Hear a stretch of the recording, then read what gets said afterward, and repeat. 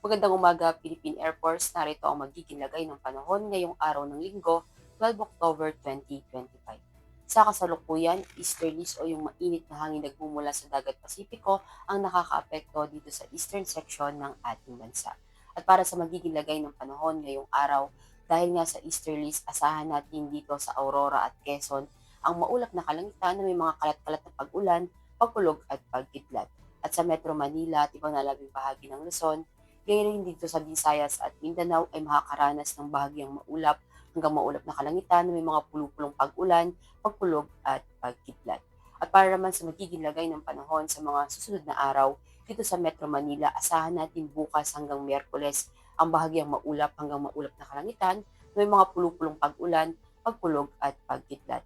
Gayon na rin dito sa may Cavite, sa may Angeles, sa Lipa, Puerto Princesa, Kalayaan Island, Lapu-Lapu, Davao, at Zamboanga.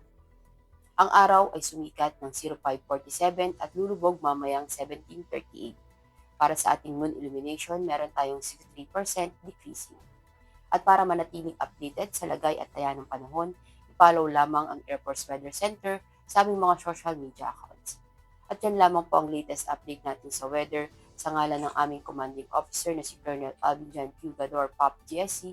Ako si Sergeant Ashley F. Limakulangan, Philippine Air Force, weather forecaster ng Air Force Weather Center. Muli, magandang umaga, Philippine Air Force.